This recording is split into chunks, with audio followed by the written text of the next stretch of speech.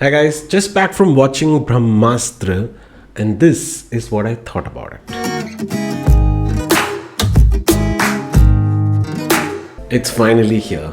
After being in the making for 11 years, that's right, more than a decade, the Ranbir Kapoor Alia Bhatt starrer Brahmastra finally makes it to the theatres. And boy oh boy, it's quite something.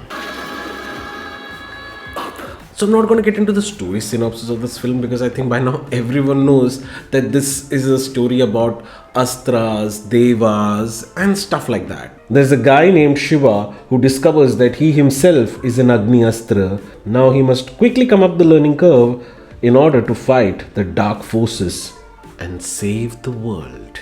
So yeah, nice and simple, easy to follow, which is a very important aspect of a superhero kind of film. The next thing is the casting. Well, they get that right too. Two of the most talented actors in the industry, Ranbir Kapoor and Alia Bhatt, paired together. Wow, right? Then you need a good director. Ayan Mukherjee, a young, dynamic, talented fellow who has a pulse of the audience. Let's see what else. The VFX, very important. No problem. Go ahead and hire the best in the business. Someone who's even won an Oscar. What is a good superhero film without some cameos in it, huh? That's not a problem. Go hire the biggest superstar in India and make him do a desi version of Iron Man. और बताओ, और क्या चाहिए? Sir, budget to do this? 500 crores काफी है? चलेगा क्या? खुद के चलेगा. Wow, that's double of Bahubali's budget. Diya, take it and go. Take it and go. So you see, on paper this looks airtight. Every base is covered, every item is ticked. How could it go wrong? And what could go wrong? Well, it can and it has. Brahmastra is a classic case of the whole being lesser than the sum of its parts. What I mean by that is that individually the film might have all the components, but the magic only happens when all these components work together and come together. And that doesn't seem to happen here.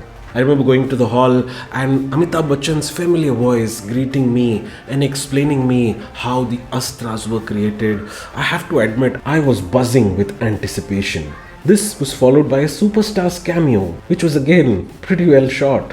And then, just when the Shiva storyline kicks in, boom, I was thrown out of the film. It happened just like that. And it wasn't one thing that put me off, it was many things. Firstly, the acting. I never thought I would say this, but Ranbir Kapoor overacts and it's visible from scene 1. And so does Alia. Their meeting scene is an absolute cringe fest. Secondly, the writing. Oh god. Yeah, if you live in Bombay and you know that 3 deadly killers with superpowers are going to murder somebody in Varanasi, won't you call the cops first? And this person in question is a pretty important person. So the cops will take you seriously even though they think it might be a hoax. No, but he packs his bag and goes to Varanasi himself. Yeah, death wish. Why don't you take your girlfriend who you just met along with you? Oh yeah, he does. Okay, I take that. But at least when you reach Varanasi, inform the dude. His life is at stake. No, let's just roam around a little bit. After all, it's new love. Why कौन करता है ऐसा? And Alia Bhatt's family so irresponsible of them. लड़की कहाँ गई है, किसके साथ है, क्या कर रही है, no फिकर. जब बाकी माएं बेटियों को धूप में खेलने से टोकती थी, मेरी मम्मी पूछती थी जल्दी वापस क्यों आई? Yeah, probably that's why I shouldn't go back. I understand there's a concept called suspension of disbelief, but this is too much. But easily the biggest culprit of the film are the dialogues. Ayyo, it's so bad. It almost feels like it's kept there on purpose just so that more and more memes can be made out of the film. There are gems like मैं अमीर हूँ और तुम गरीब इसीलिए तुम मुझसे दूर रहना चाहते हो. तुम्हारे पास कुछ नहीं है फिर भी तुम इतने पॉजिटिव कैसे हो. तुम्हारे अस्त्र का बटन क्या है. मेरा बटन तुम हो Isha. And the 1000 times that everyone in the movie goes, तुम कौन हो शिवा? कौन हो तुम? कौन लिखा जो मेरे सामने लाओ. Okay, before I go any further, I feel I should say this. It's not unwatchably bad, not at all. Unlike what the critics are saying out there, it's a very watchable film, very ambitious, very engaging, which is a very important criteria for me. The pace is good, the VFX is good, the cameos are good too.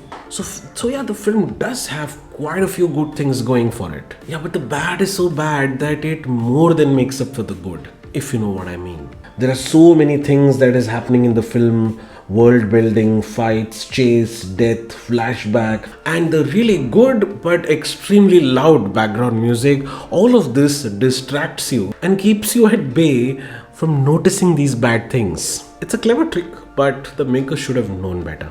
The film ends with a title card for the next installment in the series. It is rumored that Ranveer and Deepika would be playing the lead in that.